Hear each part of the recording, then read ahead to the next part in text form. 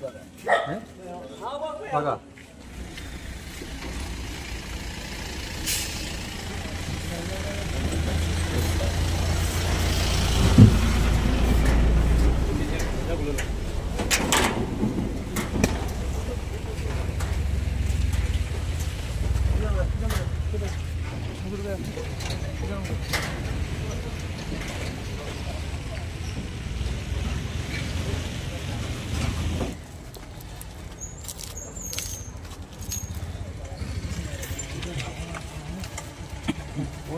Dhalai police উদ্ধার করেছে 2 লক্ষ টাকার ফেক কারেন্সি।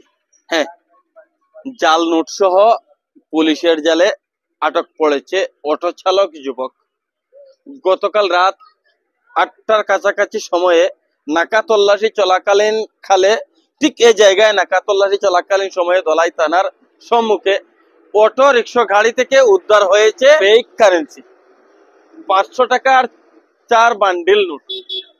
উল্লেখ করতে চাইছি যে সমাজদ্রোহী, দেশদ্রোহী বা দেশের শত্রু যারা, তারা প্রতিনিয়ত আমাদের দেশকে সম্পূর্ণ ধ্বংস করে দিতে বিভিন্নভাবে সচেষ্ট রয়েছেন। আপনারা অবগত আছেন যে আমাদের ধলাই পুলিশ এ যাবৎকালে হিউজ হিউজ পরিমাণের মাদকদ্রব্য ঠিক বর্তমানে যে জায়গায় রয়েছে এখান থেকে অতীতে বিভিন্ন অভিযানে কিন্তু পাকড়াও করা হয়েছে। গত 1 সপ্তাহের মধ্যেও অন্তত 2-3টি সফল অভিযান চালিয়েছে ধলাই পুলিশ।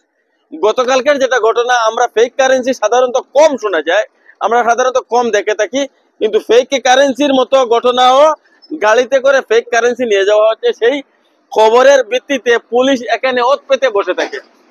যখন সেই অটো রিক্সা গাড়িটি এখানে পৌঁছায়, পুলিশ সেই গাড়িটির গতিরোধ করে গাড়িতে তল্লাশি চালালে 100 করে 4টি বান্ডিল 500 টাকার ফেক কারেন্সি 4টি বান্ডিল গাড়ি থেকে উদ্ধার হয়।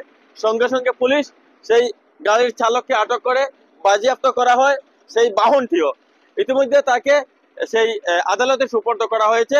আদালতের নির্দেশে তাকে হাজতে পাঠানো হয় কি পুলিশ তার তার রিমান্ড চাইতেও পারে। সে তথ্য যদি পুলিশ তাকে রিমান্ড চায় তাহলে আমরা পরবর্তীতে অন্য কোনো ভিডিওর মাধ্যমে সে তথ্য আপনাদের উদ্দেশ্যে তুলে ধরবো। তো এই মুহূর্তে আমরা যে বিষয়টি অবগত হয়েছি, নিজাম উদ্দিন নামের যুবককে আটক করে পুলিশ। আমরা যে বিষয়টি অবগত হয়েছি, নিজাম উদ্দিনের বাড়ি, নিজাম উদ্দিন লস্কর, তার বাড়ি দক্ষিণ দলাইয়ের রাজঘাট গ্রামে।